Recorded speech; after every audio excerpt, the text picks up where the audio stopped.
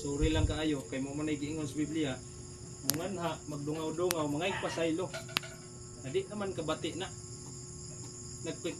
Nakikistorya sa patay o kana siya nga bahin sa pagpakikistorya mga igsoon. Useless siya. Ano man nimo buhata sa buhi pa siya? Abi ninyo kung unsay posible nga mahitabo, posible nga muduol ang yawa muhonghong sa imo samag tingog sa namatay mingon nga pamisahi ko aron mapasaylo ta ka ihawi ko og baboy itong og tiil ang kuko putik asa mata mamiling ana ha lisod man na pamilngon unsa pa may giingon dinhi si Isaias 8:20 mga kaigsunan sa maayong balita Biblia nagaingon ayaw kamo pamati sa tigkonsulta sa mga patay kay ang ilang isulti dili makaayo kaninyo.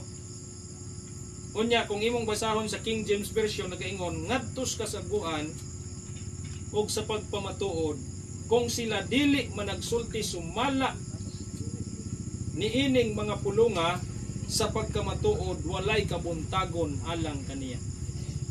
Kinsa man ni sila mga kaigsunan nga nagpromote niini? Di ba? No? Kinsa may mananabtan din ni mga ikaw na ikaw mananabtan. Hindi sa ikaw. Ikaw. Oh, sorry lang kay nay mananabtan diri. I-discourage tagyud mo diha mga kaigsunan. Mawalay pulos na gasto ra mo sa buti pangutana. Pangutana mo kung sa inyo ipangutana mga kaigsunan din. No?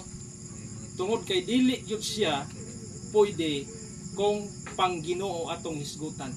Sultihan ta mos Tinoo digsoon. Ang doktrina sa immortality of the soul dili doktrina sa Dios kung dili doktrina sa yawa. Sumala Genesis 3:4. Sakit siya nga pinulungan pero mao man ay mabasa. Kanos apamanta mo dawat sa kamatuoran padayon ra bata mga kaigsunan okay ra man nang handumo nato atong mga nangamatay nga mga kuan akong amahan patay naman pud. Okay ra maglimpyo tas minteryo. Pero dili na sila mukaon og hadagan na tugbiko adobo ug unsa pa na diha. No? Kinsa may mukaon ang yawa nga wa mo nay baba ang yawa espiritu man na. Ang mga iro. Ikaw, mananaptan ka? Dili. Dili. Mao na siyang nahitabo mga kaigsunan.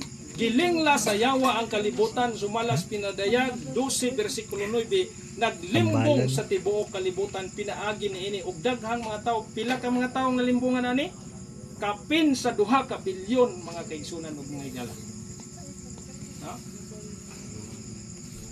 Daghan kaayo ang maluwas pero mas daghan kaayo ang di maluwas. Tungod kay dunay gingos pinadayag 13 putso nga doon nagoy mga tao nga mukapot sa ilang doktrina bisag sayop kay nga naman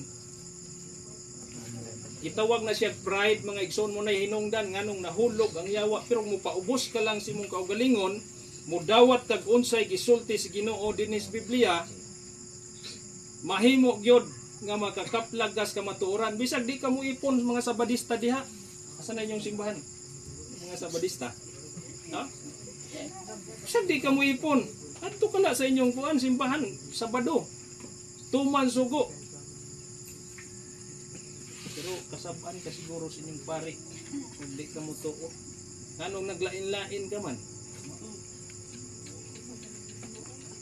na sila mga kaigsunan abi ninyo ingon ani nga mensahe mga kaigsunan sakit pero kamatuoran ang kamatuoran sumala sa 1:8:32 magahatag kanatog kagawasan dugay na ta kayong nabilanggo sa bakak mga kaigsunan nga gidala ni Magellan ano sa ato 1521 gidala niya dinhi mga igsoon nagdala siya bata nga Santo Niño matud pa niya si Kristo nga ang unang sculpture nga nagkulit og batang Kristo walay lain mga kaigsunan nagkulit sa mga dagway sa Ginoo wala kakita sa Ginoo si Leonardo da Vinci siya first nga magkukulit magdrawing sa dagway sa Dios pero wala siya kakita og unsay dagway sa Ginoo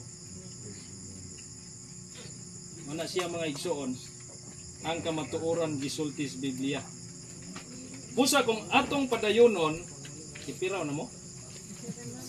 Okay ra? Dahil wa pa mo kapanihapon.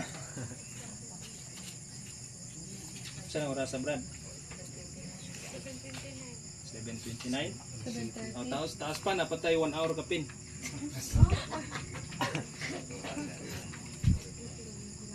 Atong isgutan mga igsoon, sa pagpadayon, ang giingon ni Ginoong Hesukristo,